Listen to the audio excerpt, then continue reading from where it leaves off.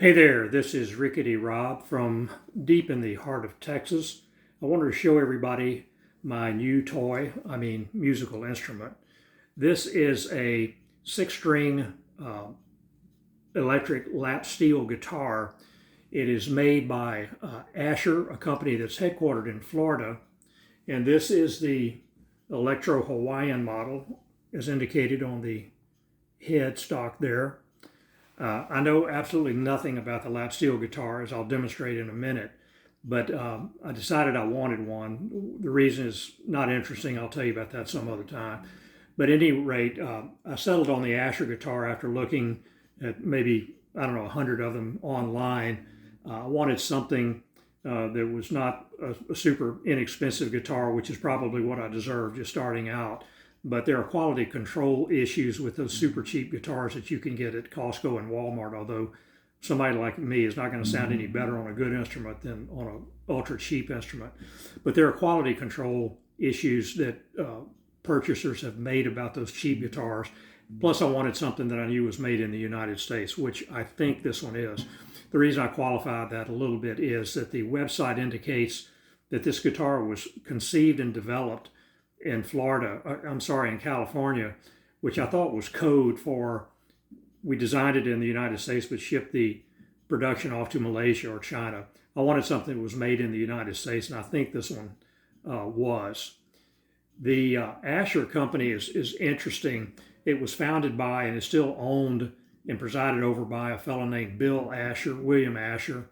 And William Asher, when he was a much younger man, took an apprenticeship in several different guitar shops and learned how to build the guitars. And he went out and often made his own company. The headquarters appear to be in Florida, but there's some connection that he still has to California. I'm not sure what. Maybe they have a second office. Maybe the fabrication is in California. I don't know. But interestingly to me, Bill Asher is the son of Elizabeth Montgomery, and we all know her as the famous actress who starred in the Bewitched television series on CBS, which ran for, I think, 8 seasons.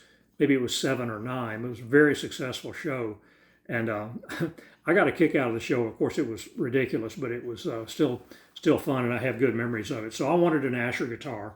I ordered this one through Guitar Center, and it came in 2 days. And I just, again, don't know anything about the guitar, much less how to play them, but I'll show you some of the features. On the back, you can see that the tuning mechanisms look just like those tuners that you see on hollow body Gibson jazz guitars and some other Gibson, and I think Epiphone, maybe some other manufacturers from the 40s, 50s, and 60s. And they are, I think, Kluson, K-L-U-S-O-N tuners. Somebody may correct me and say, no, those aren't Kluson tuners, they're imposters. I don't think so. Kluson Company went out of business in the 60s, I believe, and it was later purchased in the 90s, all of the equipment and the patents and so on, by an investor, probably a guitar player, who wanted to resurrect the brand, and he did so and moved the production to Korea. So that's one overseas component of the guitar, but I don't mind that. I like Korean stuff. So anyway, the tuners work perfectly fine, certainly fine enough for me. They're attractive enough. The lap steel guitar has strings that are way up off the fretboard because it's designed to resonate away from the fretboard so it doesn't buzz or rattle, and I guess it gives it more sound the further away it is from the fretboard. The fretboard itself is very attractive. It's made out of rosewood. I don't think that makes a bit of difference. I think you could probably bust up a plywood pallet, make the fingerboard out of that, and it would probably work exactly the same because neither the string nor the fingers of the players ever come in touch with the fretboard. Now, the pickups, I think this is interesting, but there are 2 dual coil pickups on the guitar, and you can toggle between the 2. One of them, just like on any electric guitar, has a very bright. The other one, more mellow, and you can have a middle position. I can't tell a lot of difference, to tell you the truth, between the middle position and the we'll call it the sound hole, because there's no sound hole, but it's the pickup that's further away from the bridge. I don't know what you call that on a lap steel.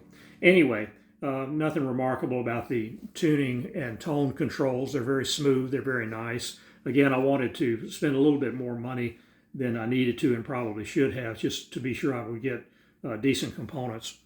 And I think I have that. I'll mention this to you. The guitar has tremendous sustain. Maybe all lap steel guitars and pedal steels have this kind of sustain, but listen to this.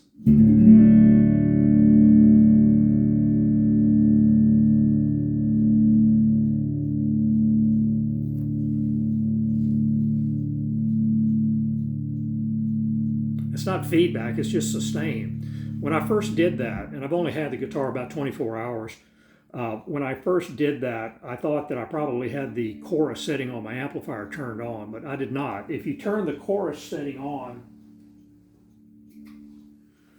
it sounds even richer. It sustains even more. So I'm delighted with that.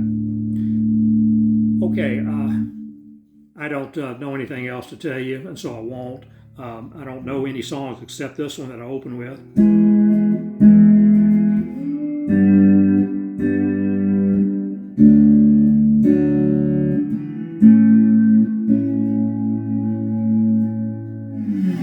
That's the only song I know so far. I'm going to make one of these videos every month. I hope I have the stick-to-itiveness to make a video every month, and only so that I can chart my own progress.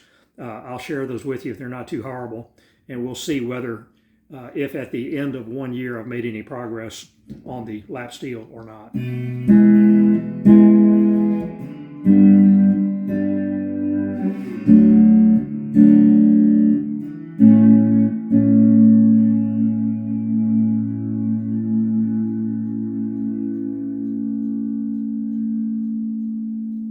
So long.